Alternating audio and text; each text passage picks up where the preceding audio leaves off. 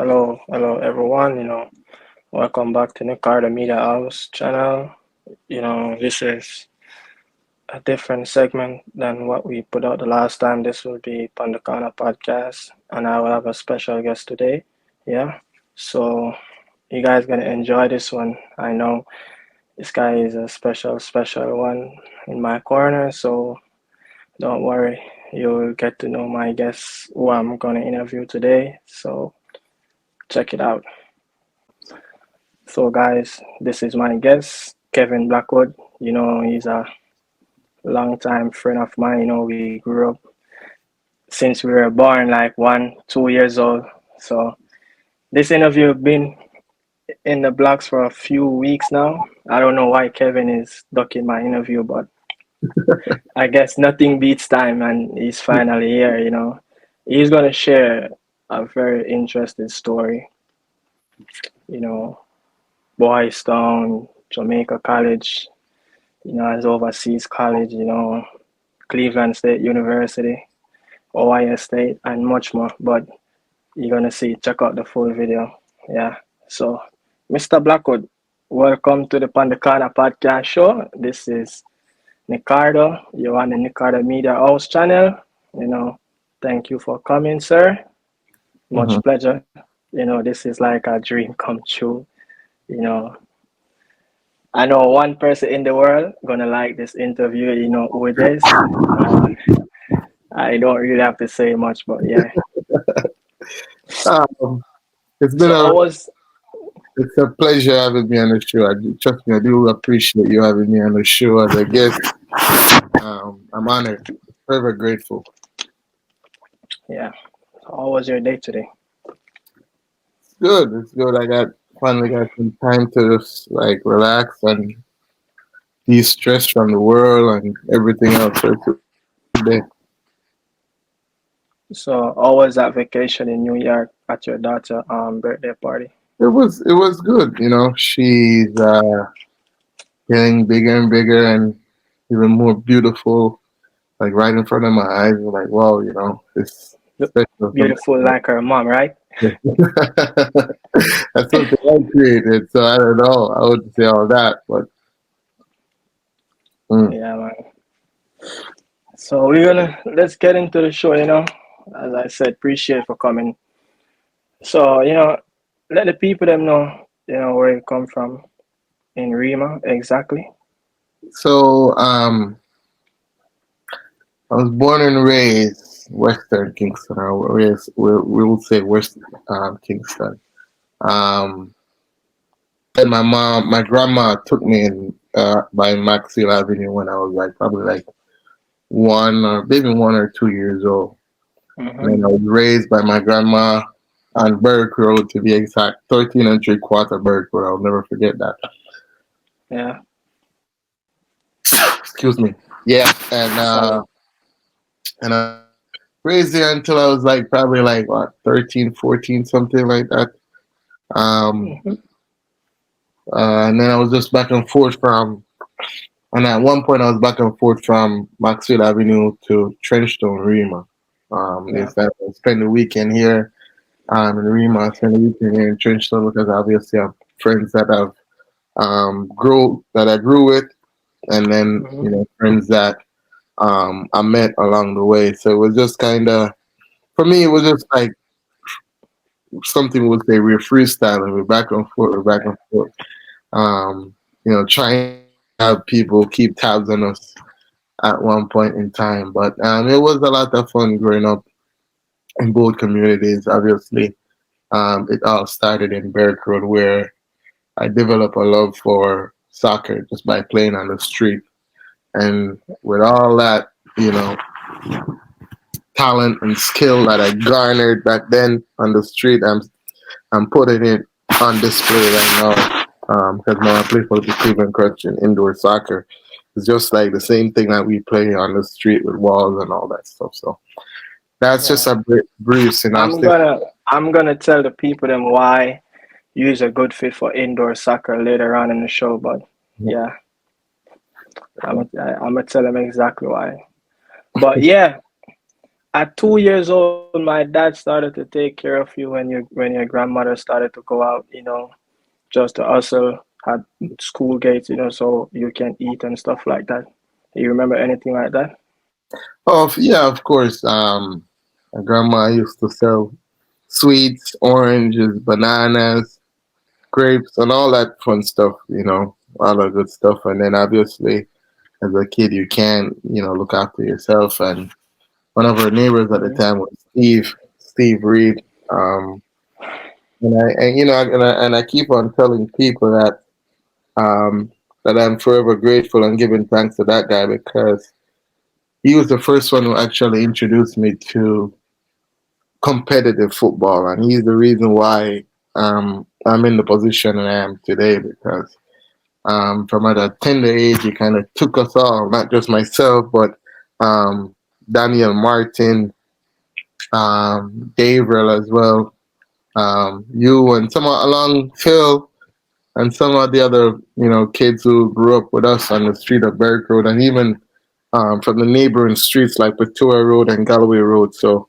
um, he was just like that father figure for us, even Yeah, though that most of father us had a father at the figure for the time. youths. Yeah, But he was that father figure in the community at the time. So yeah, we are thankful for him. yeah. I just have to big up your grandma, Mama Peggy. Big up yourself anyway. There, I hope you send her the link so she can watch this interview. Yeah, Hmm. He's gonna but watch it. yeah, it was all fun playing together on the streets at Berwick Road. Morning, noon, and nights and stuff like that. But many people don't know this, but your first football team, which people call soccer over here, was Hmm. Berwick Road Strikers. Could tell me a little about that, the trophies that we won together and stuff like that. Um, yeah, Berwick Road Strikers. We had a lot of fun. We had a lot of fun. We won a lot of trophies. Uh, it was just it was We conquered Kingston 13, yeah, we actually. conquered Kingston. At that time, we were so small, and the competition was Yeah, a lot like five, bigger, 6. Yeah. We bigger played and fast. against guys at 9, 10 years old. Yeah. Hmm. And yeah, the competition was just bigger, faster, and stronger. And then, but just for us, what set us apart from them was our talent. Um, Yeah. we know to Yeah. control the ball. We know to move the ball. We know to use our skills to Yeah. maneuver our way through. We know to score goals and we know to defend. And we actually knew how to compete and under pressure while displaying sportsmanship. Because it's Yeah. one thing we learned at a tender age that we can't be disrespectful. We can't be too cocky. You have to, even though when you're on your high horse, you have to still remain humble because the Lord give it and the Lord take it. So Yeah. things like that we have to remember that. And my dad was a coach of that soccer team. Yeah. Twep.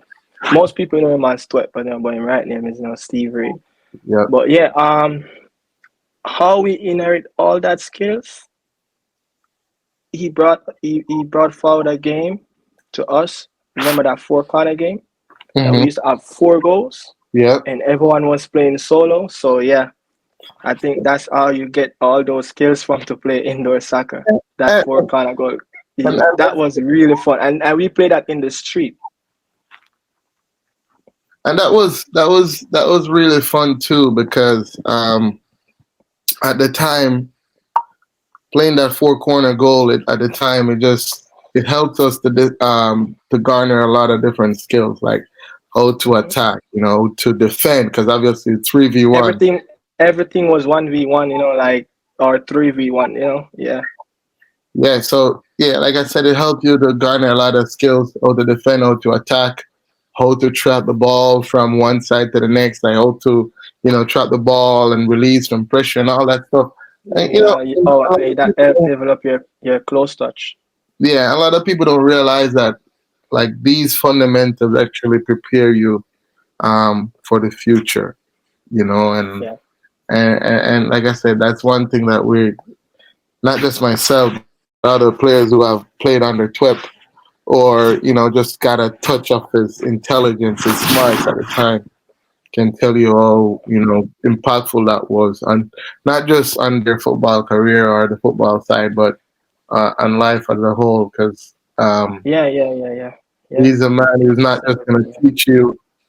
He's not going to And you teach got you. to and you got to go to school too. Yeah, he's not going to teach you about football, just about football, but he's going to also teach you about life and how to become a man and how to, be able to operate and maneuver in society, just so you don't Yeah. get lost by the wayside. How to take care of your family when you get big, all Hmm. of that. Teach you how to cook, teach you how to wash your clothes, even showing us his trade that, he was doing at the time, I so remember at the everything, yeah. time he was like, he's a man of, somebody will say, jack many trades. Because this guy, he could cook, knows about mechanic, obviously knows about football, can play domino, like whatever it is, whatever problem it is, Electrician, like, plumbing, everything. anything, like whatever it is, you can take it to him and he will come up with a solution. All right, so how how important was he in all of us development growing up as a like 7 years old when we just gonna play that first competition? You remember that first competition we played and we were staying up making shin pads out of cardboards and he's like, yo, we can't sleep tonight because we're gonna beat them boys tomorrow. Hmm.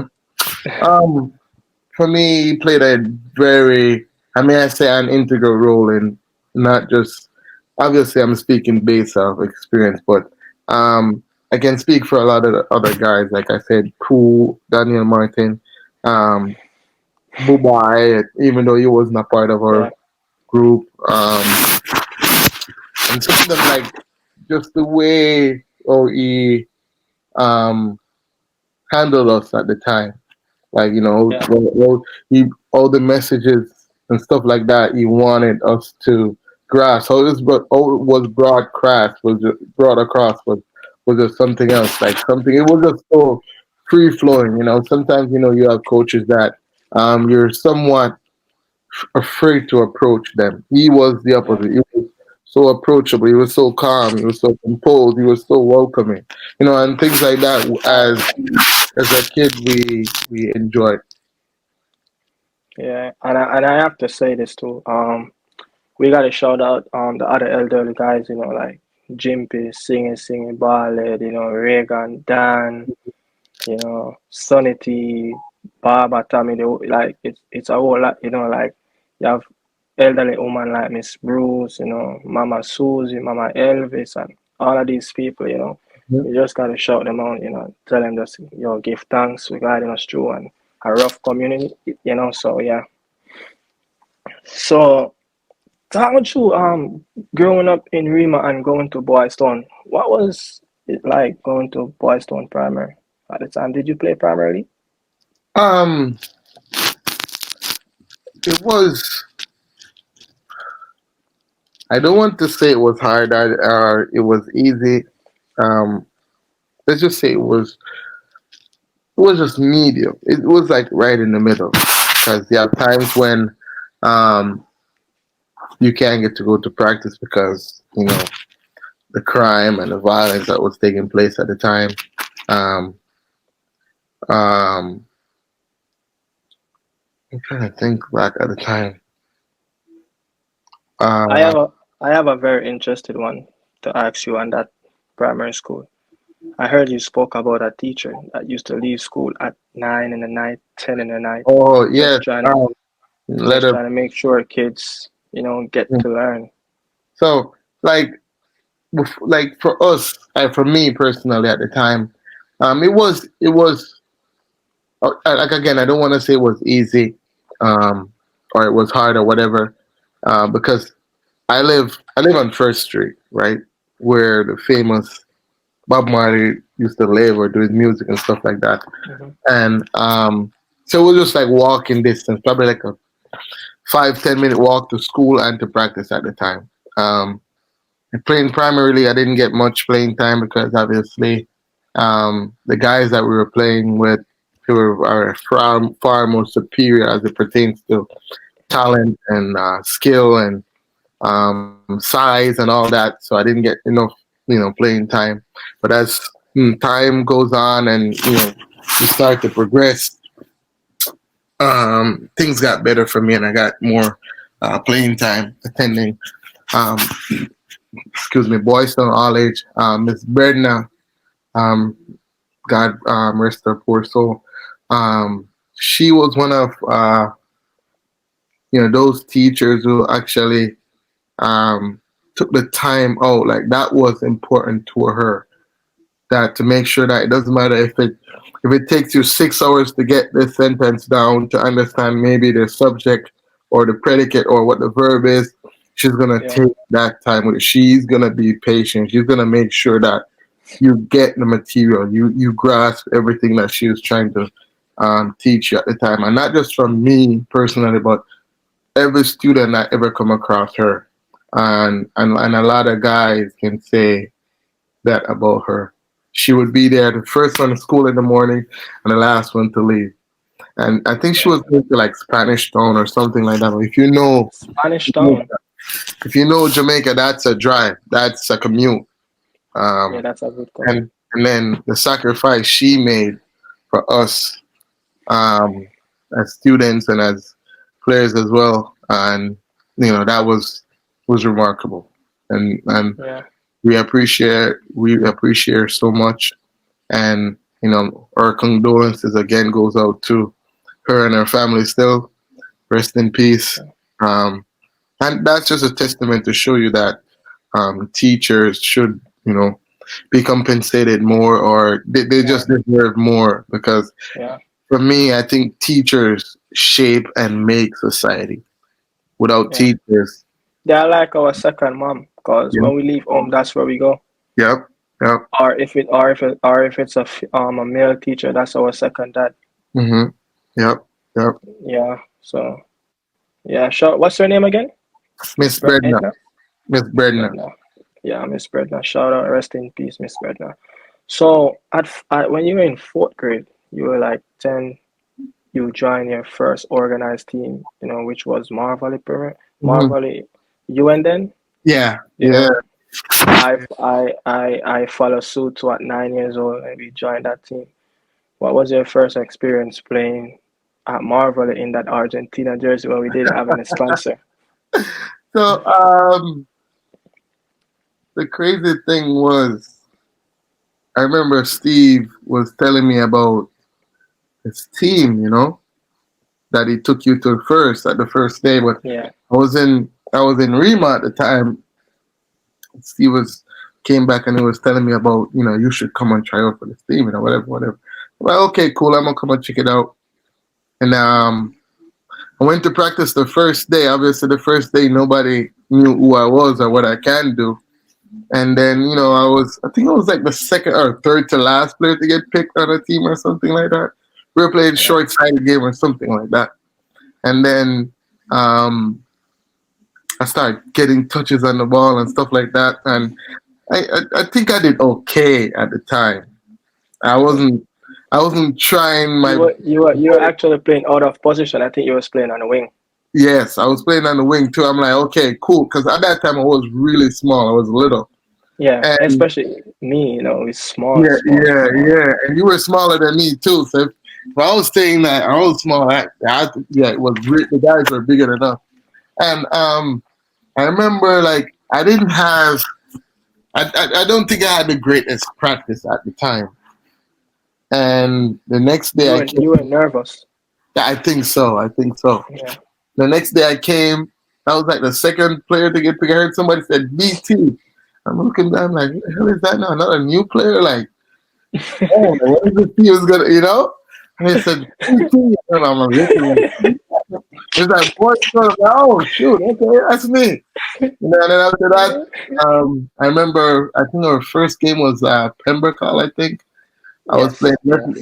I was playing left midfield as with a number 11 in my back. The Argentina's jersey. The jersey was even bigger than me too. That And that I was was, men's size. yeah, it was men's size jerseys, and I was like, I was slow and I was weak, but one thing, And at that time, the referees don't allow you to put your shirt outside. You got to tuck in. yeah, you had to tuck your jersey in. You have to tuck in. And trust me, you look like Maradona in those jerseys, like Yeah, short and stocky and all that stuff. And I can just remember like my first game when I don't remember if I started or not. yeah. You Yeah, started. You started. yeah, I You started that started. game, You started. and I think the first 10 minutes or so, I got a ball that kicked me down the line, and like I said, I was so slow, but eventually I got there. But one thing at that time, at like 10, 11 years old, once I had it on my feet, it's gonna be like magic. I'm gonna do some trickery. I'm gonna do something. And that's the one thing I thank God for.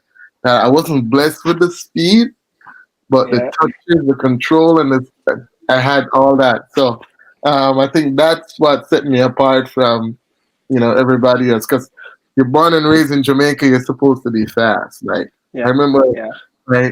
my first day at Cleveland State, I just walked in the locker room and some of the guys were dapping me up. Hey Kevin, I heard you're so fast. And I had to turn to one of the guys and like, come on, man. He's like, what? He's like, you're from Jamaica. I'm like, that make it seem like everybody from Jamaica is supposed to have jet lag and smoke weed, man. Like, come on, like that's Then he's like, I'm not buying that, So you know. yeah. So during that season, there was like a little rivalry between you and Kevin, which is Sticker. hmm What happened? You guys wasn't seeing eye to eye. I think because of some set pieces, or I don't know, because Tika was a set piece taker. So I think at the time Tika came in the team late, right? But, Something like that. yeah, I I don't think at the remember. time Tika came into the team late, and he started saying that, yo, coach was saying that, okay, Tika, you can take some of it. And I'm like, yo, I can kick a dead ball too. But obviously, if it's closer to the box, then yeah. If it's far away, by all means, any means, Tika, you can have it. I remember it Yeah, was yeah. one game. I'm not sure if it was Med Forest or Mullines or one of those teams we were playing. I think it was Malines. I I think it think was it one was of those Malines. teams, and it was like Yeah, I think it was Malines. it was like a free kick. I think it was spot on, like right in front of the arc. I'm like, yo, I can kick this over the wall and score. And then he's like, oh, no, I got it. And I'm like, all right, you're cool, you got it. Then he kicked it and he went over the bar, and then I got pissed, And after that, we just didn't see eye to eye. And after that, we played. What even makes it even worse that I hated, not really hating, I dislike him because hate is such a strong word. I disliked him at the time too. After we were playing I know. I know. Medellin in Yeah, Marvel, when that yeah, game, yeah, coach yeah. chose to start him over me in my position. We got a PK to go one up on these guys. He took it and the keeper saved it. And I was like, oh my, I was livid on the bench. I'm like, yo, what's going on? I was sitting there on the bench, like trying to. I'm like, yeah, at the time, Medellin was the team to beat. Yeah, Medieval was a team to beat. What with Wagons, right? Yeah, Wagon, rest in peace again. He's Yeah. another one of the like another great coach in Jamaica, development coach and stuff. So, And I remember I was sitting on the bench the whole time, and halftime I heard some guys say, "Hey, coach, put on BT, put on BT." And then coach was like, "Hey, go warm up." And the next thing you know, tell I'm the people starting them why they call you BT. because I'm from Boys Town. That's the from Trench Storima, the club team there is Boys Town at the time. Yeah. And still is now.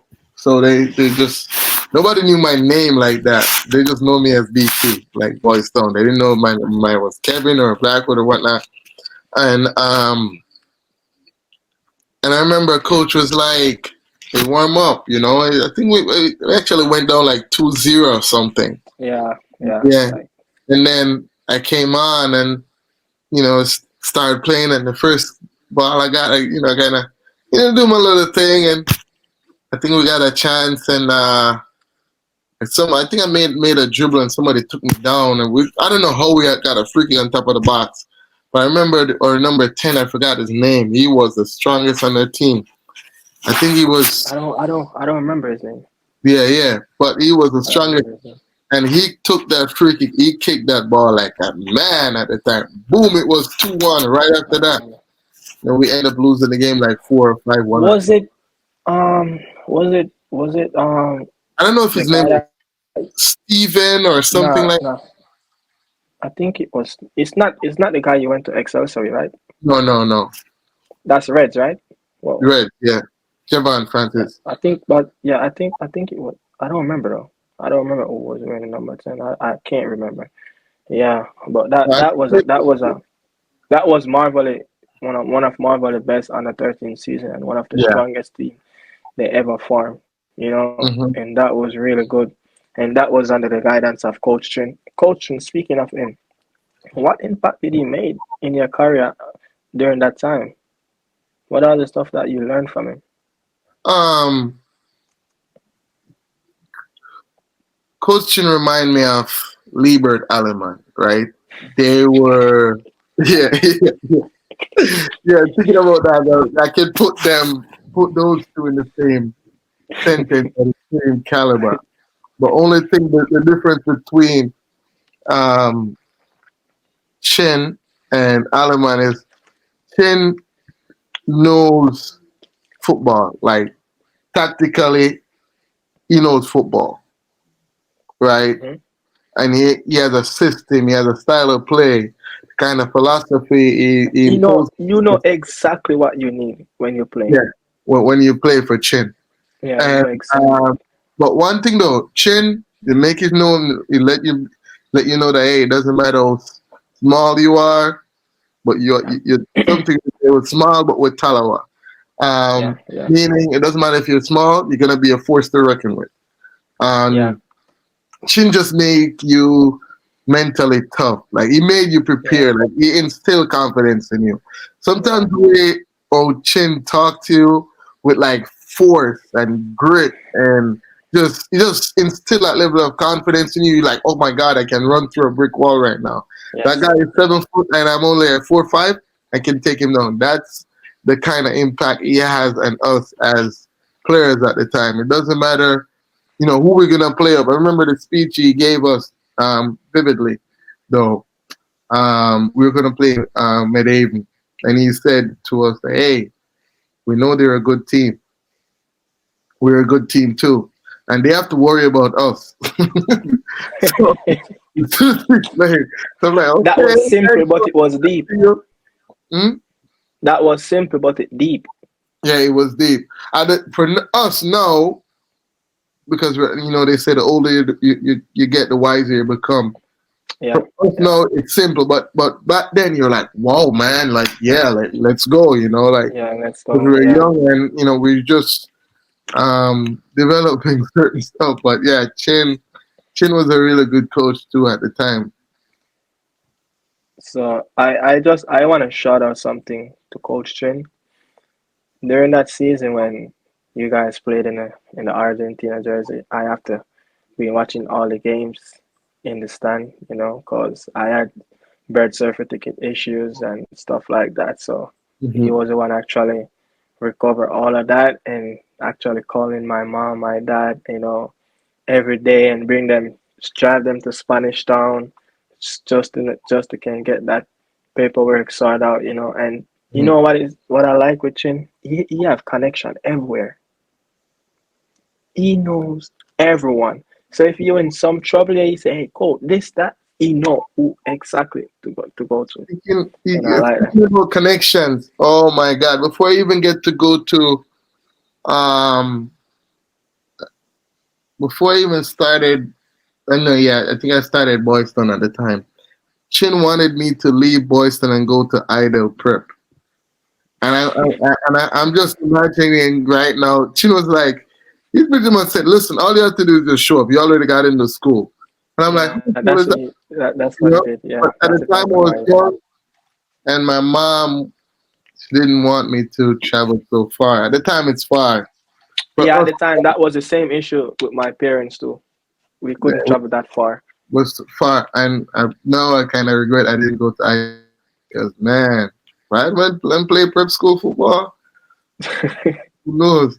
you know. But yeah, Yeah, man, Yeah, shout out to Chin again, man. He's always pulling strings, man. He's man, yeah, one of the So toughest coaches that ever coached me. that was the first season of your career, and that was the last season of your entire career for Marvel. Yeah.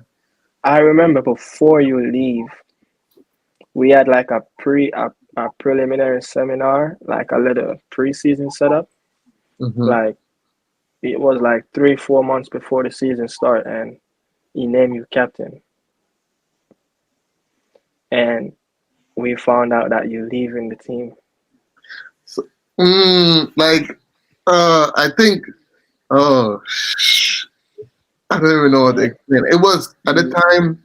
you put a hole in the man's heart. I'm Yeah, I telling you, know. Even until today, even at till the today. time, because I don't. All right. To be honest, the sole But reason. look, hold on. I'm gonna try and cut you.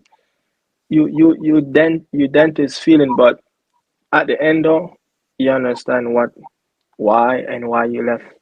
You know, because my dad explained everything to him, but Um, at the time, um, the sole reason why I played for Marvel in the first place is because Boyston didn't have youth soccer at the time. Boyston didn't have youth football at the time. So the moment um, Boyston, I heard that, somebody told me, hey, Boyston gonna have a U13 team, but they're gonna start with U15 and all that. You know, we wanted to be a part of the team or whatever.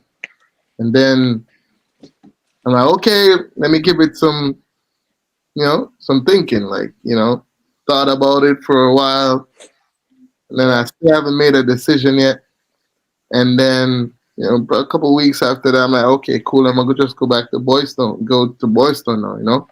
And then yeah, when I was about to, announce it or whatnot, I came to practice one day, and coach was like, "Yo, the team voted. You're the captain."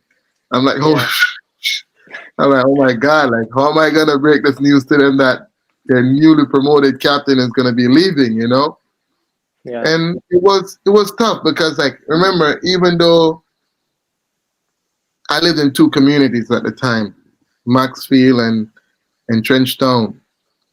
Boystone is like home, so I just had to represent home at the time, and yeah, I think that was somewhat my downfall too, because I was being so loyal to my club, my community, in which I didn't realize the importance or important it was to move on, meaning move on to another level or something else, or change of scenery at the time.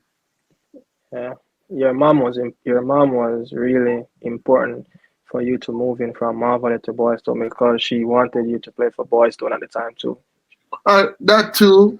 My mom was always, one of those overprotective parent whereby she always worried, text me, call me all the time. Hey, do you get there yet? Because we're taking bus.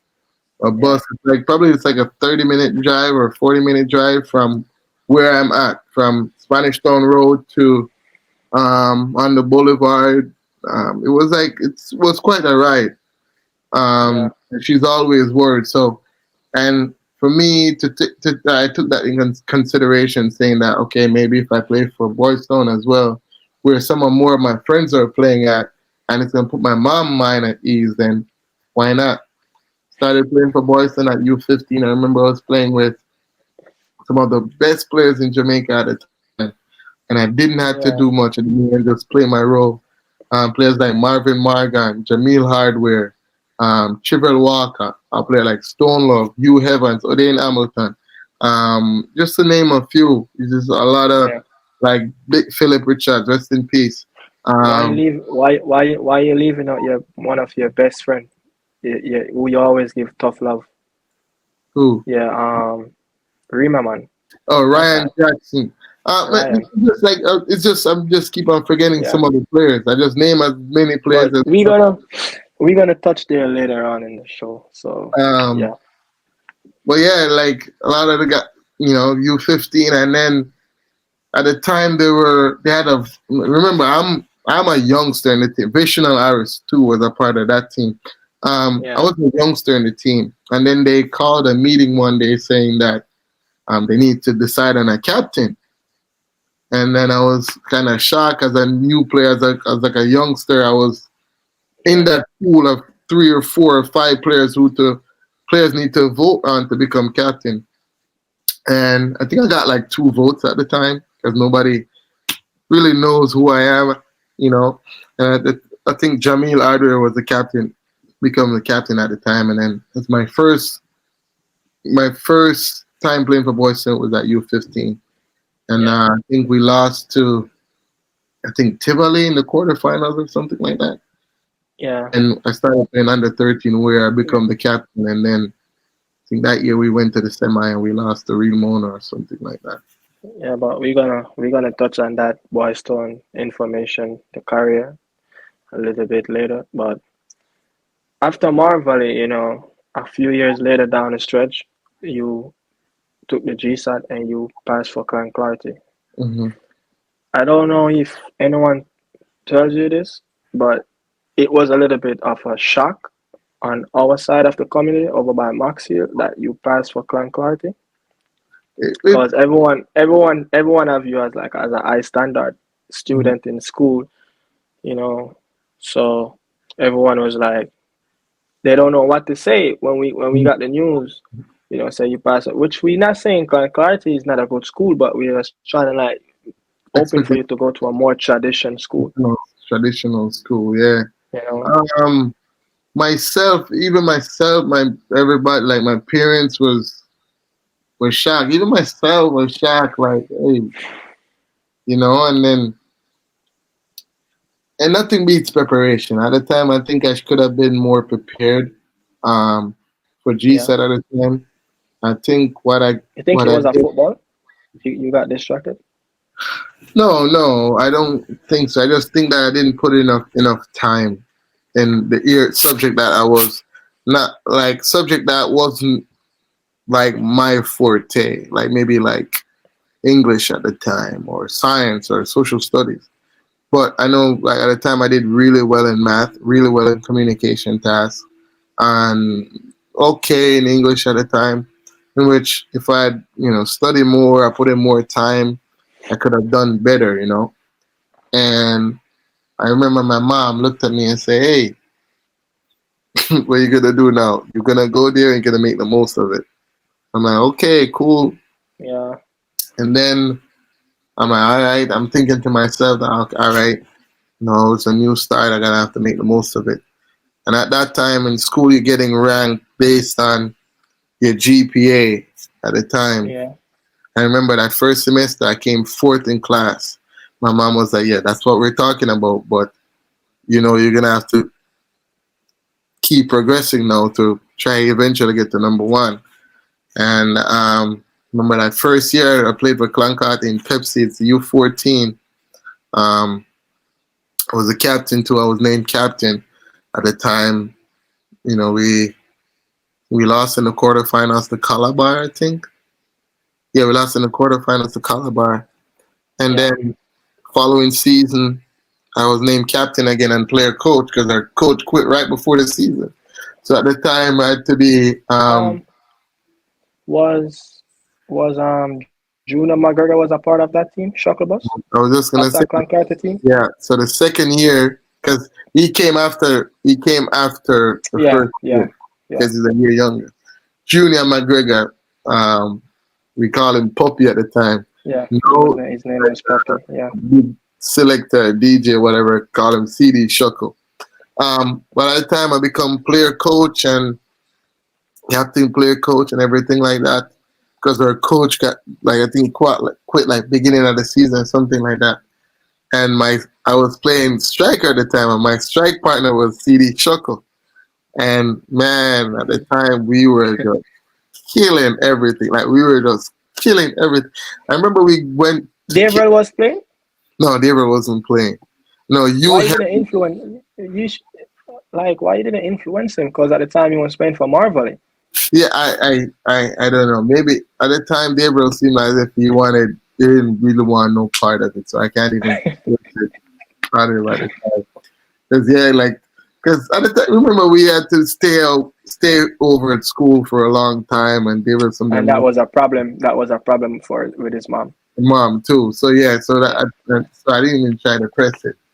And I remember the one game we were playing Kingston College and by KC, and like it was the place was just like filled to capacity, whereby people could barely get even space to walk, and we were down there battling, we were fighting, we were hustling, and then we eventually scored to go one up, and then the referee took back the goal, and the game ended 0-0.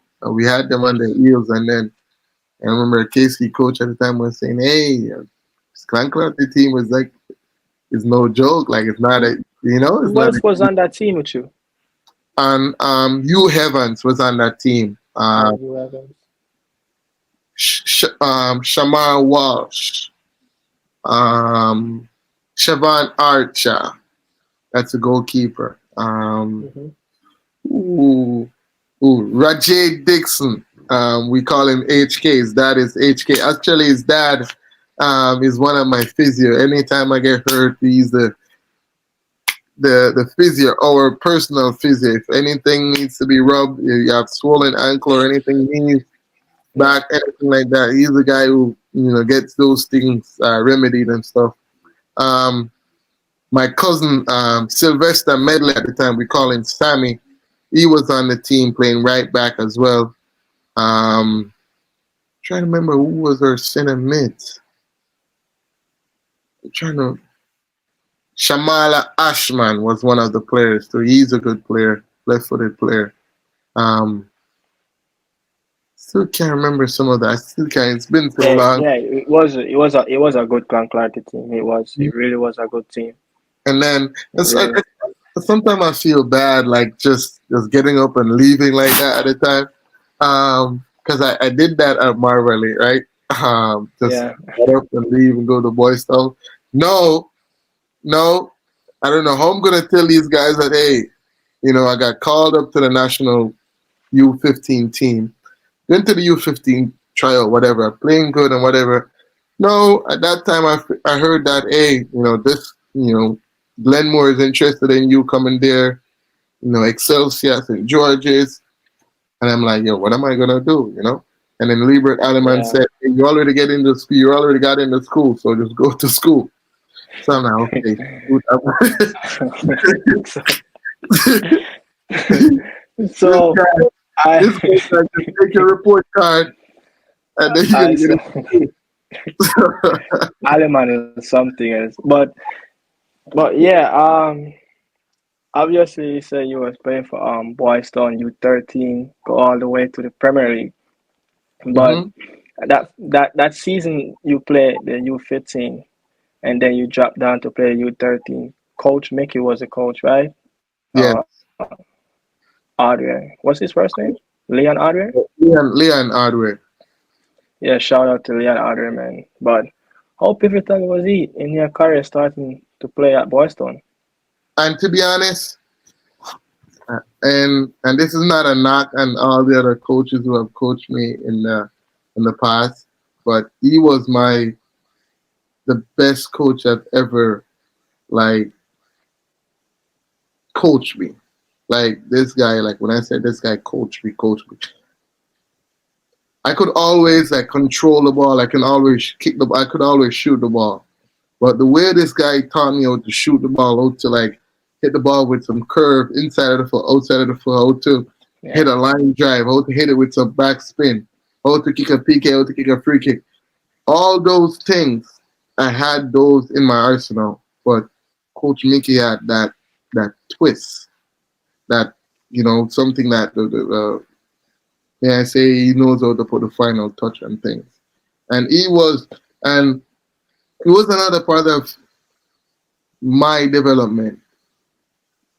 He was one of those pivotal person in my life at the time, along with Delroy Simmons, rest in peace. He was like one of our managers at Boys, and he made sure that and we go to school, we have food, we have whatever, we have lunch, we have whatever it is to make sure that we're successful in anything we do. But Coach Mickey is the best coach I've ever, taught me or coached Yeah. me. Got he named you to be captain of, I think, all the teams except the first one you played in. You said about Jamie Ardern and Marvin Yeah. Morgan, but hmm everyone else goes straight up to the U20. You were the captain, right?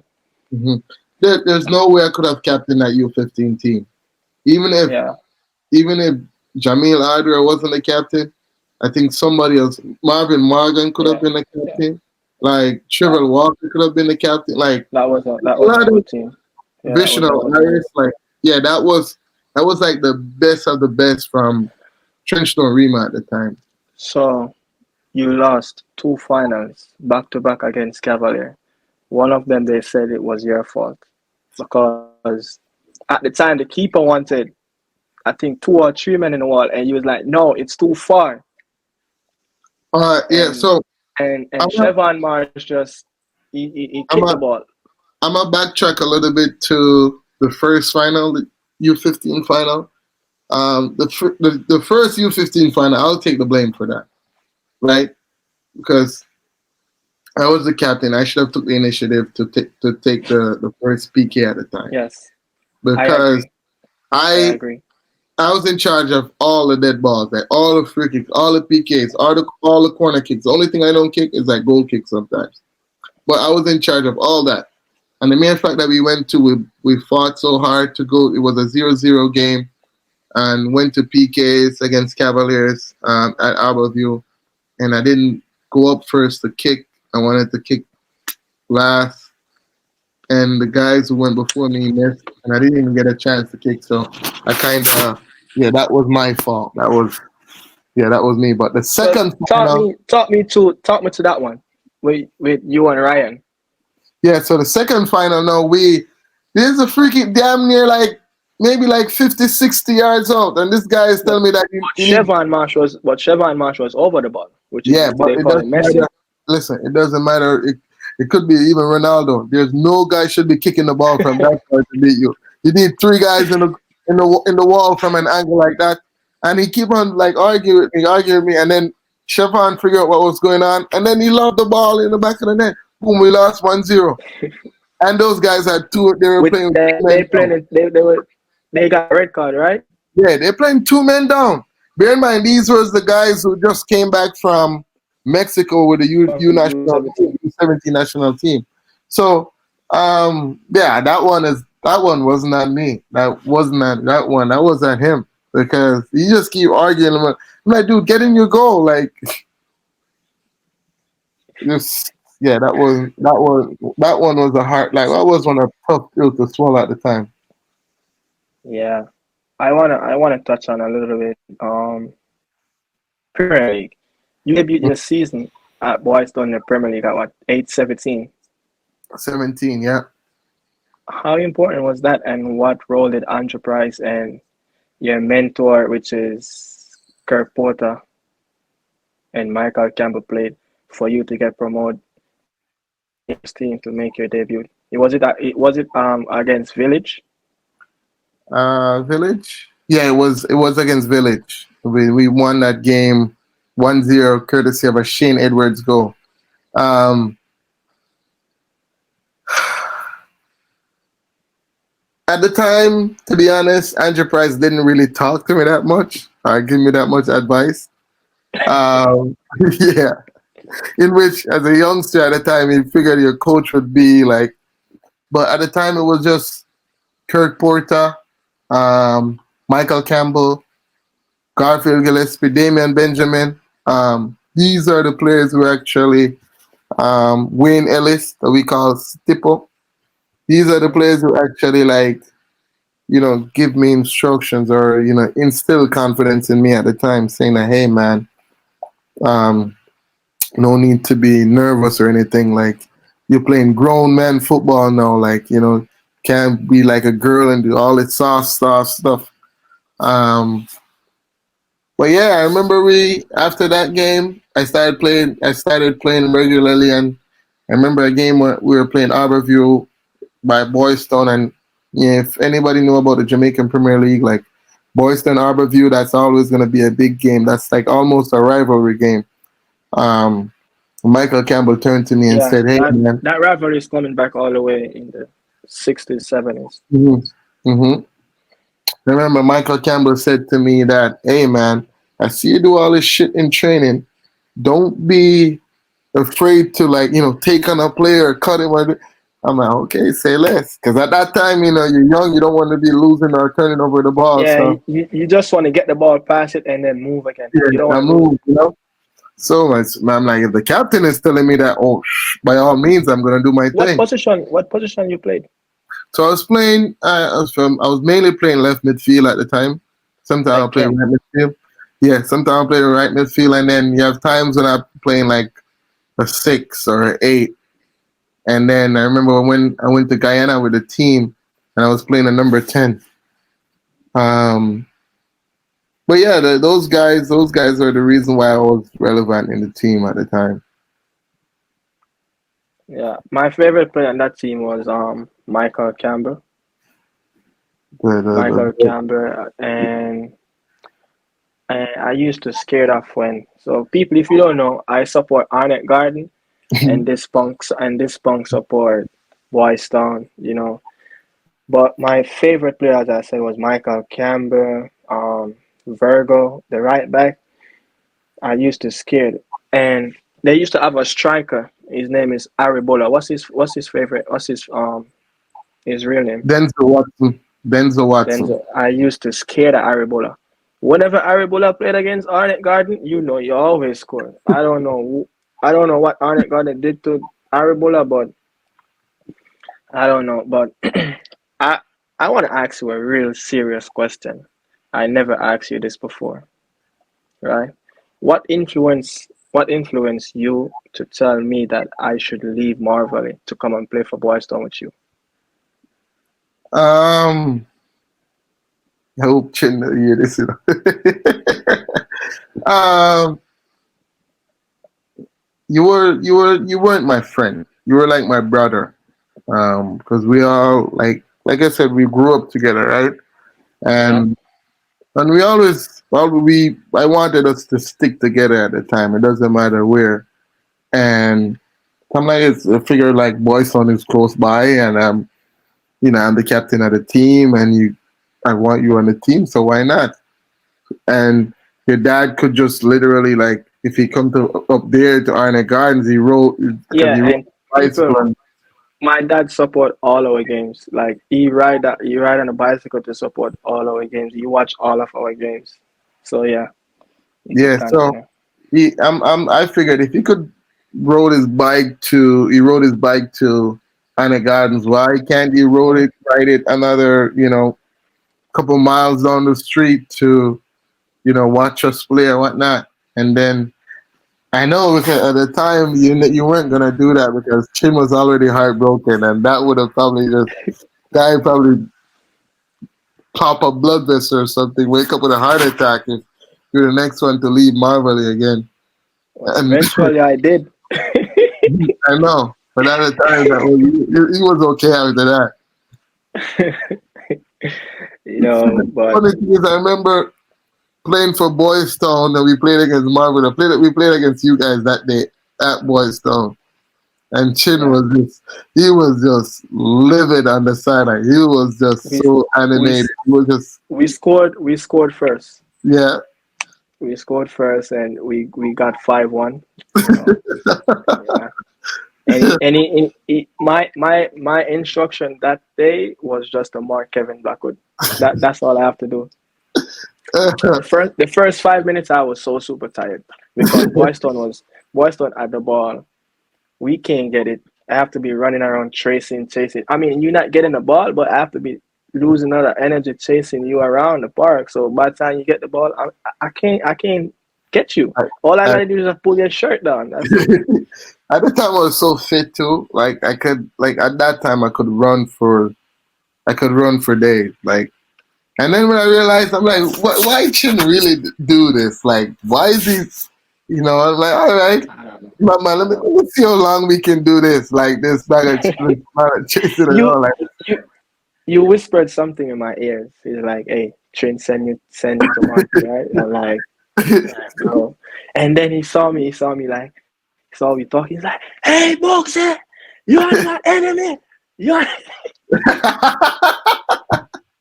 yeah, man, I five remember the minutes. time. 5 minutes after he took me off. Yeah, I 5 minutes remember. after he took me off. Remember because like yes, That like day was so devastated. yeah, we were a fit team and the field was big and the sun was. Oh man. Oh man. I Boston team. If you don't know Boston team, the width of that field is so huge. So imagine. So imagine me as a 15-year-old playing under 17 against older players, and I was so small. I wasn't fit. The first 5 minutes, I'm done. It's not like we playing. It's not like that game was in Marvel Park where the pitch is cagey. But the Mm-hmm. first 5 minutes, I start to run on Boston pitch. It's done. And I got used to Boston pitch when I started to play for Boston. That's how I realized um, this pitch is really huge too, and I have to like learn how to break it down. Like I can't just be running all over the place. Oh, Yeah. let me plug my this in. So it was good though. I like that game. hmm I So remember Chin didn't even want to shake my hand or something like. nah, my dad was watching that game too in the hot sun. So Anything Chin wanted, any part of me again. Like hey, the guy that used to sell the banana fritters and scrambled egg, his name is Denham. then I'm trying to remember his name. Remember the guy used to on the whenever Boston Premier League team play, he come and he fry banana fritters. Oh yeah, I remember. He's from First Street. I don't remember his name Is his exactly. name is Denham. Something like that. Something like that. So guys, look, this guy sell one of the best banana fritters in Jamaica. I swear to God. I wish Arnett Garden play Boyston every week so I can go and get that banana fritters. It wasn't oily. It wasn't like some banana fritters is really oily and stuff like. And it had a crunch to it. And oh my God, that scrambled egg with little salt and black pepper, that was really good. I used to enjoy that. And some of Arnett Garden fans used to talk about it too up in the complex. When they go down to Boystown to watch a game, they say, "Hey, that banana fritters they got from the stall, man, it's good." But yeah, so moving on. So you got transferred from Conclarity to Excelsior, right? Mhm. How did that come about? Like how did that break through? So I got called up to the U15 Jamaica U15 team hmm at the time, and I went there and I've been played pretty good, played well, I think. And then I remember Coach Jackie Walters at the time said, "Hey, what school you go to?" And then I told him. Then he's like, "Ah, nah, man, you gotta come to Glenmore." I'm like, yo, I'm like, what the hell is going on? Like, why am I always have to go to these places like miles away from my home? Like, what the hell am I I gonna? don't I don't I, I don't think Charmy would ever accept that. I don't like. What am I gonna tell her this? Like, And then I remember a coach by Boystone, Coach Diego Herbert. Um, Yeah. he was saying, "Hey, you can go to Clarendon College or you can go to Vera Technical. You choose." I'm like, what's wrong? I don't know. Like, even though these like all those Yeah. schools are really good schools, so they And pertain to and like and you boarding too. yeah. And I'm like, I'm gonna be away from Kingston for that long. I'm gonna be in the nah, nah. So I'm like, and then I remember I met Coach Bell there, hmm and he was telling me about this digital kickstart thing, Yeah. and I eventually got to play in that game. I played well too. and he was saying, "Hey, just bring your report card and come down to George's and come to train." Alaman said, "Hey, man, you already got into school. Just bring your report card, and then you're at Excelsior." So that's what I did Yeah, with the help of we had a manager at the time. His name is Wayne Master. He was the one who okay. actually helped pushed us to go to Excelsior too. He was the one who took care of a lot of stuff that pertains to like lunch money, uniforms, and all that good stuff. Yeah, I think when you started to go to Excelsior, that's when you started to excel in your academics. At that time, you did a few subjects in fourth form, and you got like what, two subjects, Yeah. and o- overall it's like eight CXC subject. I think eight, no, eight, what, eight, nine. What what teacher influenced you like to do those two CXC Mister subject in fourth form? Mr. Jarrett, Mr. Jarrett. He was my math teacher, and if anybody knows me, they know I love numbers. Like I love math. Yeah, Like yeah, I know. and I'm anywhere I go, I'm gonna excel in math. Like I like those kind of problems. Yeah, And to one point, I was in fourth form, and this guy, Mr. Jarrett, had me teaching the class like teaching CXC students, like students in sixth form, how to do like CXC math. And I don't even have math in CXC yet at the time. And he was like, "Hey man, you're gonna do math at fourth form. You're gonna pass it." And I'm like, "Okay, like if you say so." Then he was like, "Hey, take some more subjects, like okay." I'm like, "Okay, cool." I took social studies. I took physical education. And then came out, I got two out of the three, and the subject I passed was math. And he's like, "How yeah, the hell you don't pass that?" I'm like, "I don't know." So I got a four in math at the time, and he's like, "Okay, well, the good thing is you're in fourth form, so you know what to expect this time." So yeah, I got a three in social studies and a one in PE. So I'm like, okay, I am going to fifth form with two subjects, so I don't have to kill myself. And I think I ended up with probably six or seven more. I know I had um, principle of accounts, principle of business, um, human and social biology, uh, English, math, and ended up getting math. And I think two more. I think what kind of business? EDPM. Yeah, eight subjects. Yeah. So your first season at Excelsior, you played under 16, which is Coles, right? No, my first season that I played, I think I was 15, no, It 16. it was Coles and under 16, right? No, yeah, no, my first season was Manning Cup actually, because Your first season with Money. I played Manning Cup. I think that year was like 2010, I believe. Yeah, I played Manning Cup, and then we went to the quarterfinals, and I think Wolmer's knocked us out. Hmm. And Wolmer's beat us like 1-0 by Kingston College, and then that's when my first season playing now Colts now is like last 3 or 4 games I had left to play. Like I remember, yeah, 3 games. Yeah, no, yeah, no, yeah. I think 3 games. It was after I got done playing Manning Cup. Okay, you're gonna have to play Coles now because U16 and I can play U16, but I just had the ability to play with older guys at the time. So I went back. We played quarterfinals. I think we played Calabar in the quarterfinals. We beat them.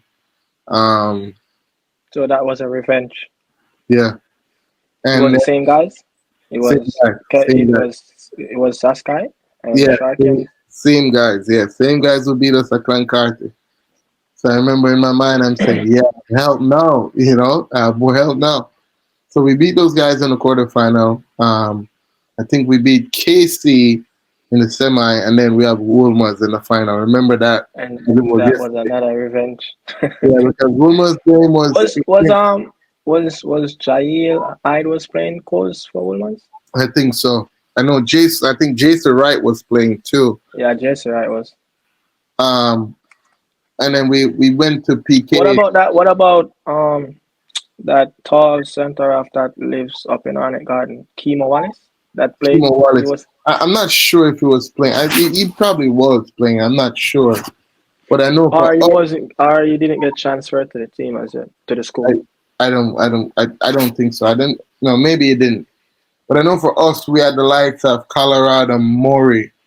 Um, we had Ryan Jackson, otherwise known as Rima Man, in the goal. We Hmm. had Carroll as Chevron Stewart, who later on went to Georges. We had Kareem Banton, um, Tennille, Jonah, and just That Atkinson. was Just a that was that was hey, a pretty much that was a that, big team. that was a big team. That was a big team. We have Curtis Christie. Like we had a big team at the time. Yeah. What was that experience though, knowing that you played Manning Cup that season and you dropped down and play Coles and the new season started to Manning Cup? What was that? Because I know you kind of more mature at that time and you was getting more stronger. Yeah. So getting after I got done with Manning Cup, going back to Coles, the game is a little easier. I don't want to say it was a little easier because, like, remember, you're coming from guys who the level where you play so fast, Yeah. guys are fast and stronger and I bigger think and everything. you got more spaces where you can do your thing. Yeah, and then you're a little bit more comfortable too. Like you're Yeah. not rushing things, you're not overthinking things. You're not doing any of that. Um, so maybe that was part of the reason why we won too, and then we went on to win the All Island um, championship too. I think we played like Dintilla, one of those schools. Yeah. Yeah. I want to ask you a tough question, man. Two questions. First one, what's the difference playing with Nico Brett and Junior Flemmings?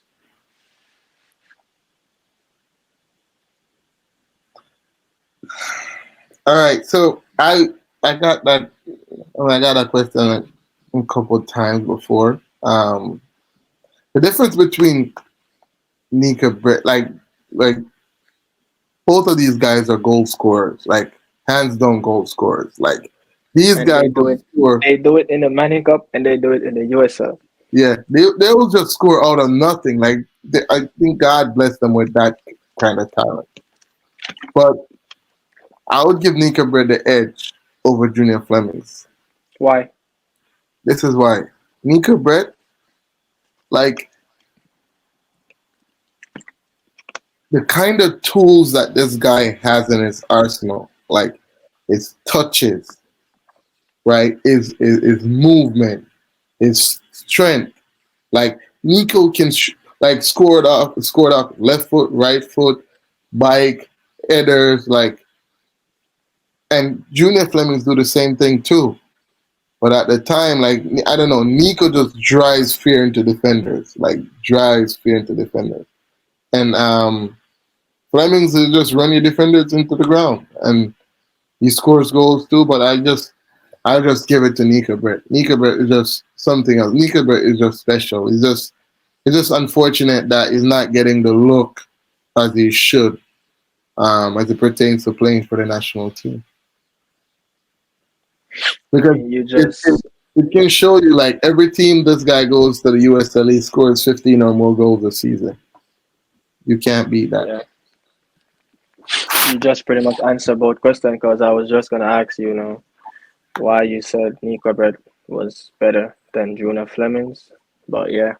What was it though playing against your home school, going to Excelsior? Because I know you guys have a massive fans out there in Mountain View, the whole of Nannyville, the students, and Mm-hmm. people from South. Um, Did you Again, did you did you ever meet Walter Boy over by Nannyville? You never. Did he watch Manning Cup games over there? I wouldn't know because I'm on You the wouldn't field. know. It's not like I'm in the stands. I can see who walked by. He Uh, never popped. He's never popped around like in the school or come inside the dressing room to you guys. no, Wow. not during my tenure. No. I remember playing against Excelsior. Bear in mind, remember I left Excelsior and go to JC, right? So it's just this constant thing of me like leaving one place to the next. Um, that it was tough, man. Like the fans and Coach Alabama at the time, they calling me like a mercenary, I'm a traitor, and all that. It was Yeah, it was it was hard to play against, especially the guy who was marking me was big tough. This guy was probably like 4 or 5 inches on me. Like if at the time I could jump, I could win headers and stuff like that. Well, I think I counted like 20 balls I played into the middle of the park, and he won every single header, every single one. Doesn't matter how close it is to my boom, is winning it. We won that game though. The first game, it was like Walker Cup quarterfinal. We won the first one in PKs. I got subbed out. I didn't even take a PK, and I remember Alan was saying, "See, he's not even good. He can't even kick a PK." And Ryan Jackson was saying the same thing too, saying I would never score on him and whatnot.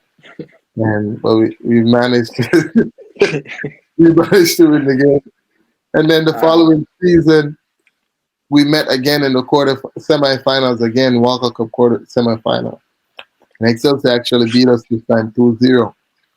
And then at the time, I felt so bad too because they're saying, "Oh, our team is not good, and we all have big names, and we're not doing shit, and whatever, blah blah." well, And that game, I was so sad. I was so depressed. I was like so defeated. My whole mood was just like so deflated. Like I didn't know what to do. I just put in my headphones, put something over my head, and go home and just go sleep it off.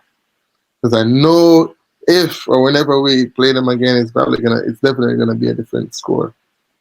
And then we met them yeah, again in the Manning Cup semifinal, and then we beat them 4-0 this time. That was yeah. something I wanted to give Adelman a shake hand or a hug, but I didn't see.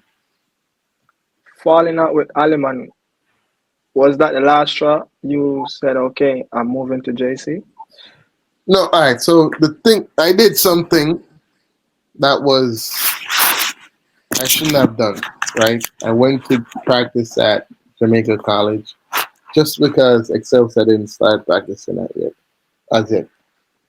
And word got back to I didn't know that Coach Alfred Henry and Leeward Alleman was best of so, so coach was like, hey, Blackwood, come here. I'm like, yo, what's up, coach? He's like, did you go to JC? I'm like, oh, me? He's like, yeah, you. I'm like, what are you talking about? you know? Then he started taking a list of names of players who he knew who went to practice. Then he's like, okay, you guys went to JC? Stay there. And this guy is stubborn, man. Like, so I remember I was working at, this is my first ever job I've ever had.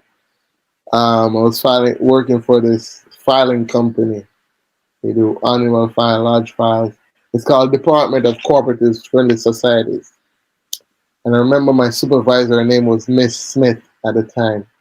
And another manager, her name was Francine Blackwood. I remember those because they were my superiors and they gave me a lot of leeway as to, you know, like enough time to leave work to go to practice. And I would leave work every single day, like dressed up in my shirt and stuff, and come to practice. Solomon said, "Go home, go back here, go on home. We don't want you here." And I remember some of the players were saying, "Yo, don't give up, keep." I'm like, I really wanted to stay because of my teammates. And then the thing that cut it for me, the last straw was um, Alaman saying that I couldn't I couldn't make JC's team, but that's why I'm coming back to Excelsior. So I remember I turned to him and I said I hit my teeth. I'm like, yo, that big baller, that Trevor one. I didn't go back to Excelsior. So I went back to JC to train. And then eventually we won two titles at JC. Yep, that was Yeah. that. Miguel Coley. He had some similar traits like coach trait, like the way how they motivate you is like a tough love thing. Uh, Did you like ever get like the air dryer as they call it in the Fergie dressing room? Because I heard he had something like that up there in JC where he's really scream at you. like for me, and I so you got to realize that it was a new coach at the time, right? With a lot of big time players, right? You have Junior Flemmings, you have Rafiq Bryan, you have um, Malik Foster, you have Stephen Logan, like um, Ren Tomlinson, Alanda Brown, like Dodie, like Albert Aaron, like trying to name out what am I missing? What else am I missing? Sheldon McCoy, um, Was Buju Corey was Edwards, in Buju was in one of those Money Cup team? yeah, Chadwin, what is it? Chadwick Chadwin Johnson, Johnson, Chadwick Johnson. yeah, like all those guys. So as a first year coach, you don't want to come in and act too strict or try to step on anybody's toes or trying to piss off any of the players. No. However, it was tough though. It was tough, and some of the players. Like if you're not bringing it, he's gonna. But he is a man of many words. Like he's a poet. Like he is very motivational. And that's what I like about him. But to say I was afraid of him, no. But I was afraid of Chin though, because Chin was Chin was rough, yo. Chin was rough. But with Miguel Coley, I remember this quote that he he gave us right before we played Stets. At the time, Yeah, Stets had Casania. Every time, oh, it's Casania Hall with a brace. Oh, is that hat by Casania Cassandra Hall. Hall? This, that, and the other. And they're saying, hyping it all over the radio. Jamaica College versus St. Andrew Technical, no, St. Elizabeth Technical High School. People are saying, oh, JC, they'd have no answer for Cassania Hall, whatever, whatever, blah, blah. And then I remember that year, the earlier that year, we played them in a practice game where we tied 1-1. They scored first and we equalized in the game, tied 1-1. Because we actually camped at Stets. So we see these guys every day, all the time, and whatever. So we went to Stets. The atmosphere was just electric. Like, And they it, got one of the best field. yeah, they had the best field too. And it was a lot of noise. We couldn't hear Coley. We couldn't hear our own teammates. I remember Rafiki Brian had a brace that game and Flemmings had one or something like that. We won the game 3-0. But before the game, Coach Coley told us that, um, you know, the quote was, "Don't wait to be don't wait to be inspired to aspire. Dream, wake up, and dream again." And I'm sitting there like, what the hell is this guy talking about? Because sometimes Coley says some stuff. You're Cole like, is like that. He's very spiritual. He's a very yeah, spiritual I'm person. like, what the hell is this guy talking about? He's like, don't wait to be inspired to aspire. So what I got from it that was, hey, seize the moment, right? Don't wait for something to happen. You go ahead and create in this Yeah. moment. So I'm like, okay, cool, whatever. We end up winning the game 3-0. That's the first leg though. But we have 3-0. We know that pretty much the series is pretty much over.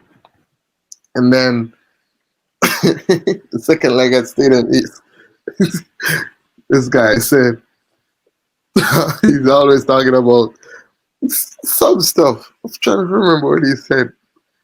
But it's just something similar to that. But in other words, to translate it, he was saying, if we lay down like they did, they're gonna come here and embarrass us or something like that. So Coley was special, man. He was special. Very motivating at the time.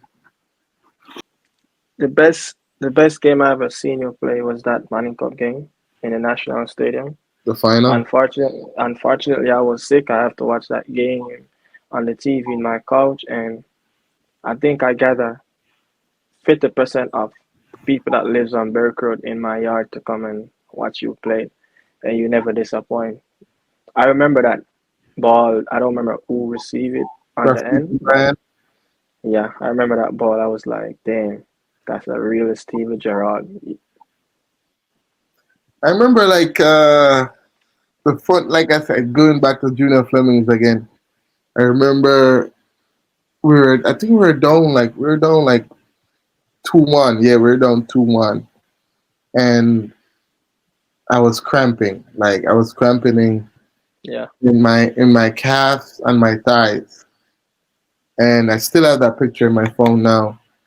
And you know, Ian Forbes came on the field. He was like rubbing my legs and stuff, like trying to get the cramps out.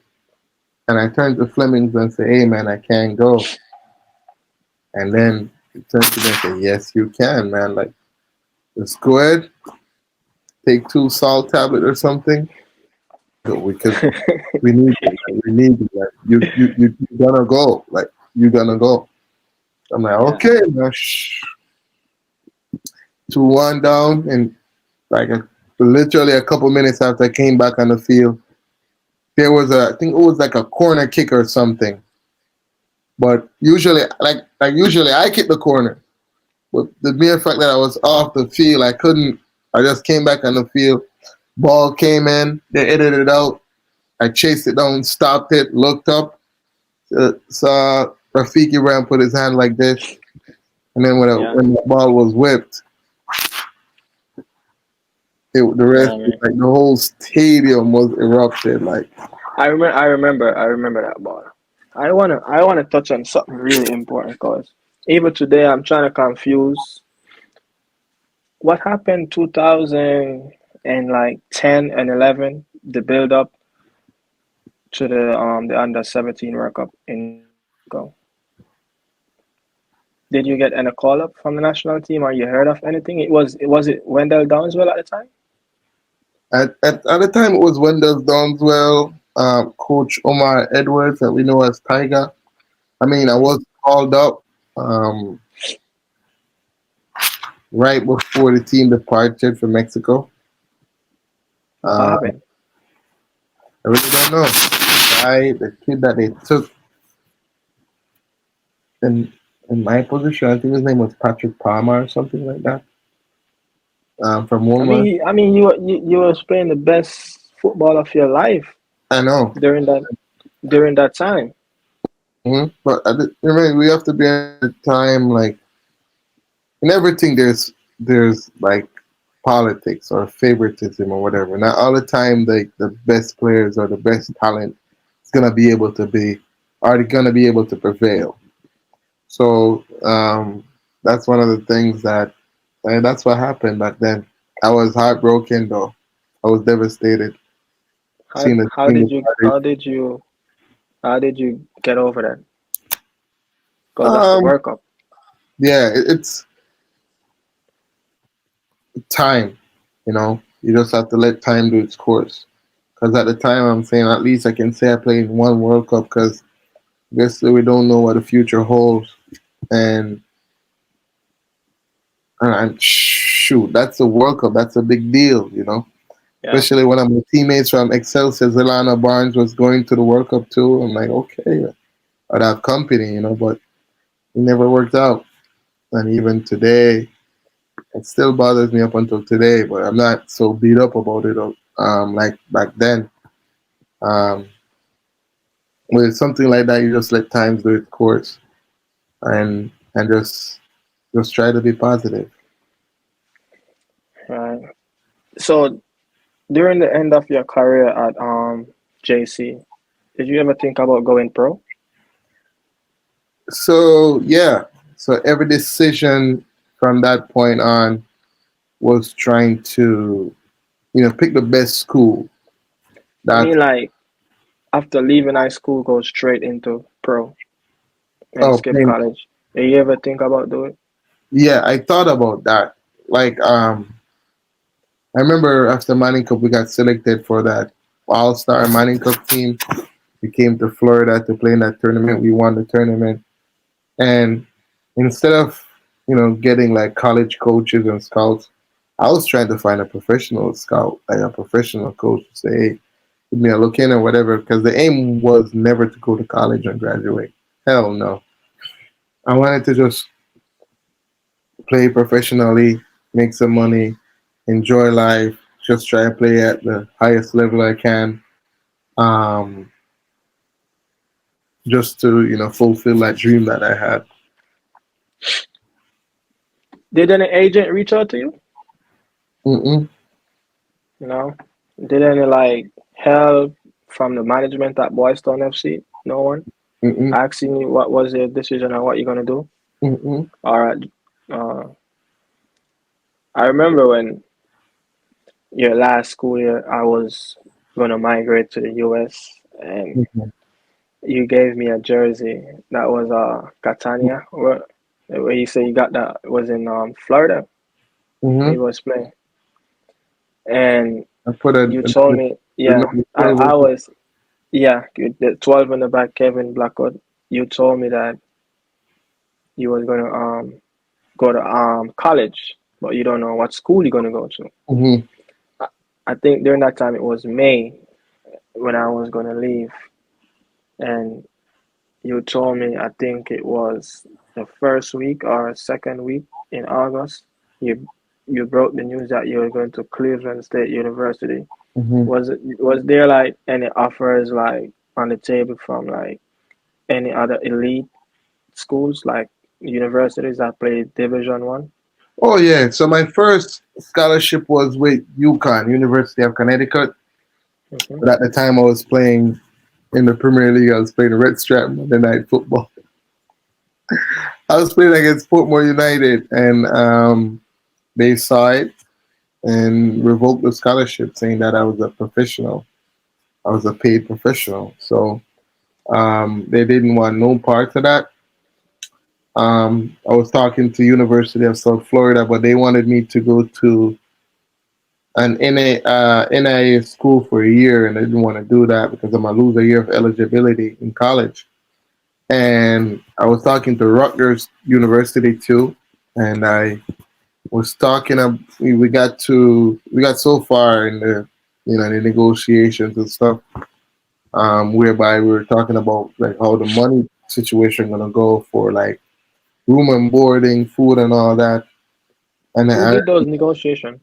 hmm, Who did those negotiations? myself.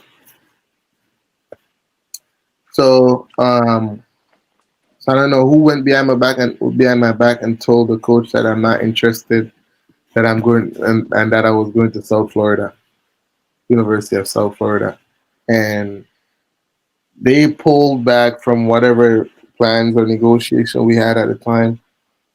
And after that, Robert Morris came along. That's a school that Neco Brett went to, Devon Williams, and a couple other Jamaicans.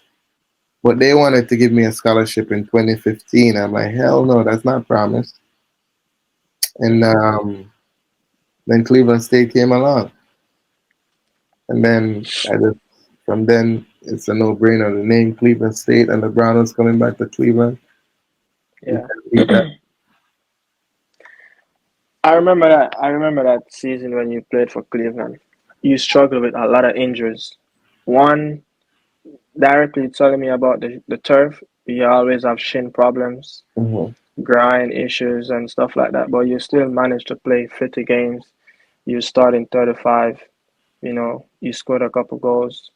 You still played a lot of games in those 3 seasons.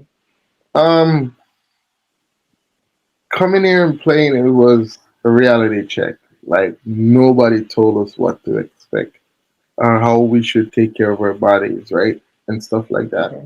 Hmm. Um, it was hard for us to breathe. I mean, my teammate, my roommate at the time, Kareem Banton, because he came from Excelsior too, and he came straight to Cleveland State as well. So we were plagued with injuries. Like um, he had ankle injuries, later developed hamstring injuries, myself. I have ankle, shin splints, lower back, groin, like you name it. Like, and this was all due to the turf. Like, we not used to the turf. Um, I was unfit, and I'm like, okay. I remember the coach told me, not really told me, but he was speaking out loud. But you can tell when somebody is talking to you in parables or talking about you in parables. He looked me dead in the eye during one of the team talk and say a lot of you guys not gonna be here next year. And I'm like, oh, what? But bear in mind that I had a 4 year scholarship, but it's 1 year renewal, meaning after 1 year you don't play up the part whatever they can cut your scholarship. So I'm like, okay, cool.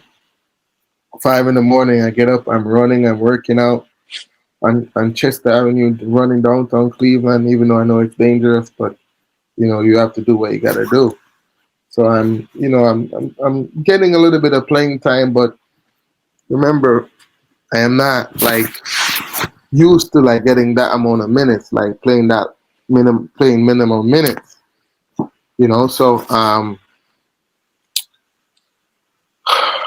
So I started running and doing all that work and stuff until I uh, finally got a chance to break in to the starting 11. And after I remember starting against Cincinnati in Cincinnati, and after that I didn't came back out of the team. That was a tough season, but you still managed to get in the Horizon League and an all newcomer team at that Yeah. season. I made the all freshman team that season. Yeah, Yeah, the all freshman team. all Your new. Yeah. your sophomore season, you kind of playing all over the place. The only place you didn't play is like a goalkeeper position. The coach have you all over the place. I hmm mean that season though, you kind of pull through. And you play with less injuries. hmm Because at the time I know what to expect now, and at the time they give you like a workout package to do in the summer in your off season. So I'm like, okay, I'm gonna take this serious. I'm gonna make my muscles stronger, my legs, everything stronger and Yeah. better. So I didn't have much injuries at that time. Um, yeah, I remember playing left back. I'm playing right back. I'm playing center back. I'm playing the six. I'm playing the eight. I'm playing the 10. I'm playing the 11. I'm playing the seven. The only position I didn't play is just I played the number nine. I played the 10. Like the only position I didn't play was the number one, the goalie You position. see, you see why the Brazilians are so skillful and they can play anywhere because they grew up playing futsal and we hmm grew up playing scrimmage. So that It's teach kind you of a lot. similar. Yeah, it's kind of similar. It's kind of similar, But I remember you text me and said you go into Arizona to play PDL. Who introduced you to play for FC Tucson? Actually, it was I went to my coach at the time, my assistant coach, and tell him that hey, I want to play some PDL, and he's like, okay, I'm gonna find you a team to play on. And he came up with FC Tucson, and he sent myself and another player that played center mid with me at the time. His name is Danny Kanarsik. Um, we went out there and we played and um, we won the regional championship, but fell Mm-hmm. short in some other games and stuff. But it was a success for me at least because I learned a lot and kind of opened my eyes as to what the next level would be like. Did did any coaches reach out to you? Like any professional coach reach out to you or anyone? Only coaches reach out to me at that time was a coach from Wake Forest and a coach Oh, from University of New Mexico because they learned that, and a coach from Grand Canyon University because they learned that I was leaving Cleveland, about to leave Cleveland State at the time, and then trying to find a new school to go to. yeah.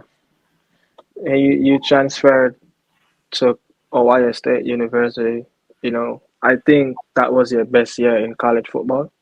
I For really do. me, yeah, That hands. was your best. You starred all 19 games. You assist like 3 goals. You played like 1,016. 1,638 minutes. That's like the fourth on the team at that time. But you still managed to pick up injuries in the knockout stages. I So, don't know why injuries following you, man. a part of it is my fault. Not part of it. It's solely my fault because um, I wasn't taking good care of my body. Like I wasn't taking care of my body as I was supposed to at the time. And coach from the beginning, coach told me that, hey man, he used to call me Super Kev, Adam Pierce. He's like, hey, make sure that you get inside the ice bath. Like, I'm like, okay, yeah, sure. If anybody knows me, I hate ice bath, like hate it. Um, and to point out the amount of minutes that I lost on my body that I need to like recover and recuperate, and my body wasn't, having that. I remember one day I was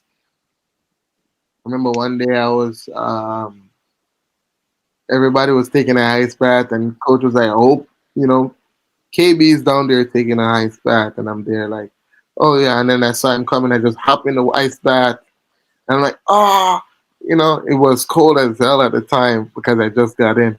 And the moment he walked by, I got out. Like, screw this. Like, I'm good. Like, and I think that's what happened to me in the latter part of the season. I kind of pulled my hamstring in the final four of the Big Ten tournament against number one or number four, no, number three ranked team, Indiana Hoosiers at the time. Hey, make sure you're watching a lot of Danny Alves videos and stuff like that. Number two, I couldn't believe this guy really let this coach give him number two. I was like, wow. Hmm. Yeah, the funny thing, the funny thing is, they're like, what number you want? I say I want number 8, number 10, number 12, or 28. And they gave me number 2. I'm like, oh shit, I guess I'm a right back. So, like, Yeah, I remember you played a game. People live in that weather. And I think it was November, right? it was, first of all, like, um, when I just got to OSU, like, you always hear about this Michigan and it's Ohio State rivalry. Sport you play. It It doesn't matter. doesn't matter what Always. sport you play. It doesn't matter if you play Michigan or you play the Michigan State. Like, you're from Michigan. Like, you can't lose to them. And I remember, like, I was in the Union. It's like a student center, like at school. And somebody say, hey, you're a soccer player, when is the next game? I'm like, yeah, we play Michigan. They're like, no, shh, you can't say that word here. So I'm like, oh yeah, this is like really serious, like, So all right, we driving out to um, Michigan State and Ohio. If anybody knows Ohio State has a lot of money. Like they have their own stuff. Like they have their own shit, right? They have their own bus. I'm like, how are we not traveling in our own bus? Like we have to charter a bus to go there because you know because of the rivalry or whatever. They don't want anybody to get hurt. They want things to be safe. But playing against him down there, it was good. The fans were crazy though. It was like one of the craziest games I've ever played in, as it relates to the fans and being so active and have such an input on the game, such an impact on the game. Because the Michigan State team goes as far as the fans go, and those guys keep going and going and going, and it was cold as hell outside. But playing in the Big Ten was like the closest thing to pro for me. The Big Ten at the end of the season at Ohio State, you name in Wildstein Classic Team of the Year. The Wolves Team All Classic Team of the Year. Yeah, A lot of attention. yeah. At that time, I got garnered a lot of attention from um, teams around the league and other schools too, because I was like, man, like you said, that was the best year of my collegiate career, like Was your hands best. down. That was your best, yeah. Like I was so fit. Like I was making things happen. Like teams were afraid. Like teams wasn't allowing the game to play on whatever side I'm on. I remember one the scouting report against Rutgers when we play Rutgers was they have this Jamaican kid who's playing on the right is like so fast. Hey man, I'm not fast. But they're saying he's fast, he's quick, really good 1v1. Like if you try to trap him, he will serve the ball. Like he's good. He will split the double team. Like it's all good stuff. I'm like, okay, means I'm really doing something there. That's the first time I've ever played and see a scouting report on myself whereby there was like no flaws. Like you have players who's like good, like going forward, but they're like suspects 1v1. They're like, oh no, he's a really good defender. Like don't try to trap him. He'll split it up. Like if you try to press him too hard, he'll beat you or it's cross. All that good stuff. I'm like, maybe it's Rutgers and they liked me before. Maybe I don't know. But yeah, that was the best year of my career, collegiate career. Yeah, so I'm saying that the end of your senior year at Ohio State University, right? Mm-hmm. Did you attract like any attention from like any agency company or an individual person who's like a football agent or any clubs like that? Yeah, I had, his name is Kyle Ragclinstoff. He was like a past student of Ohio State. Um, but I had look-ins with like Colorado Springs, Colorado Rapids, um, and the biggest one for me was Toronto FC. I had like a month-long trial there, but unfortunately, because of the injury I sustained, um, towards the ending of the Big Ten tournament, kind of prevent me from, going there and really show what I could do at the time. Yeah. But besides that, that was it. I think if I did 2 years in the Big Ten, then it would have been sure pro for me. So right after your collegiate career finished, right? For some reason you went indoor. I think you won a championship with Cleveland Crunch. Mm-hmm. Mm-hmm. What is the transition playing on the field outside and indoor, which is much faster. Mm-hmm. The ball don't go out and stuff like that. Mm-hmm. The transition was smooth, to be honest, because like these are all, like I said, these are all things that I had already in my arsenal, right? Um, the touches, like my awareness, um, as it pertains to like making the right decisions, like turns, touches into pressure, or to release, or only thing is just have to play a little faster. Like your touches has to be good. It has to be clean. Because if you take a bad touch or whatever, a guy can poke it off your foot or steal the ball from you. But I kind of, to be honest, I love indoor more than outdoor right now. You still playing for Cleveland Crunch, right? Yep. I know you guys just lost in the semifinal. Mm-hmm. So the first year we came back in the major arena soccer league. We won it. Right? We defeated Wichita, and I think it was like 13-9 Yeah. or something like that. And then the second year, we went to the final, lost to San Diego, and then the third year, we lost to Omaha in the semifinals. And this year, we don't know yet. We don't know what we're gonna do this year, but I think we're gonna do well. What time of the year does the league start? It started towards the winter time, the beginning of the winter. Until like spring? Yeah. Wow. So you playing indoor. What next for Kevin Blackwood? You think you have one more year of trying to make it pro? Or are you comfortable playing indoor right now? I'm I'm never satisfied. Like as human beings, we're never satisfied. We always want to grow, right, or propel. We always want to get to the next level, whether it be um, is a step up from where you're playing at right now, or an increase in salary, or And Yeah. just maybe just a promotion, meaning like you need a better role or something like that. So we'll see. If I'm just waiting right now. If an opportunity presents itself, then of course I'm gonna grab it with both hands. But for now, I am okay with playing indoor and stuff.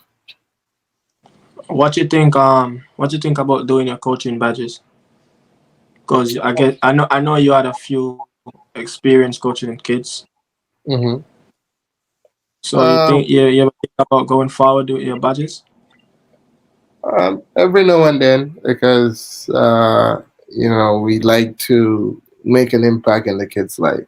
Um, whether it be helping them to listen to their parents or just helping them to complete tasks that they don't normally do at home through Mm-hmm. soccer. I always think about things like that before um, I try to make the next decision. But eventually, I will um, take my coaching to the next step. Yeah. I leave the best one for the last. Finally, United finish over Liverpool in the Premier League. We finished third, and you guys finished outside of the Champions League spot. So now Mhm. you guys gonna have to play the Thursday leagues, and we're gonna play the big time now. So I hope you guys can sit in your couch and watch everything that United is doing in the Champions League. Um, sometimes you have to, you know, let people, enjoy what they be missing. Because I know after next year, that's probably gonna be the only year you guys are gonna be playing Champions League for the next decade again. So, why to laugh? That's all I gotta say. Because I mean, like, there's a lot of like in my house right now, there's a lot of Man U fans. I don't know, probably two of them. One what just walked in earlier. What you think about club kind of switch it up by moving Trent from right back to the inverted? Inverted center mid row. Yeah, yeah. I think it's genius, but the players have to be fit though Yeah, to do that I and think versatile, agile. They have to be because I'm not worried about the attacking aspect. I'm talking about in transition when you turn the ball over. yeah. How quick can you cover the ground? Like how quick can you get a man out there to prevent that cross or prevent that guy from going down the byline or coming inside? That's why you always start Jordan Anderson. I Hmm. think I think you're gonna need a cover in that position really soon. Hopefully, you guys don't get it until the next 10 years. And that's the thing now too. Like with a playing a formation like that, like you need a dynamic center mid where he can be able to cover the ground quickly. Like he can go across and like break up that attack or just step in that passing lane. Um, It but it's just like Kyle Walker. They got someone really fast. They could cover the space really quickly, and they got Rodri. So yeah, it's more easy on City side. But look, man, I've enjoyed the show. I have a good time. Thank you for coming on and stuff like that. You know, share your story. I think this one needed because I think when you always share your story, it more on living in over by Rima, Trenchtown side. A lot of people get to know about the different stuff that you did over by Maxfield. So mhm. and Mm, people, Kevin don't just play football. He used to play cricket with me. We used to play one-on-one cricket in the yard and stuff like that. So so we you tell the viewers that I used to beat you and everything, cricket, no no no no no volleyball, no no no no no. everything. No, no, no, no, no. We used to compete at everything. We played domino. We used to even play penalty shootout to each other. So he be a goalkeeper and I shoot, and he be a goalkeeper. So Just remember to tell the viewers I'm like Leroy Ball, I never lost.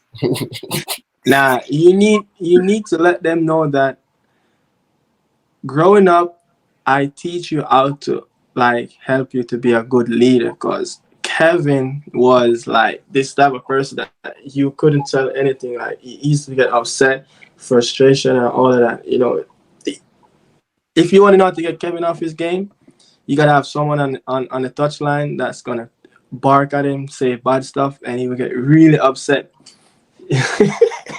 That's when I wasn't mature enough. No, like Yeah, no, like no people can say anything. That's not gonna phase me. I'm wiser now. yeah, bro. Not But like these days when I was playing against Marvel and Chin was barking on the sideline and it was, yeah, man. But yeah, I really appreciate you coming on the show. I tell you, you have to be the first guest I interview on the Pandakana podcast, and you really make it work. So I appreciate that. You know. So, bro, peace out, man. Have a no, good yeah, day. my guy. Thank you for having me. You have a good night. All right, bro.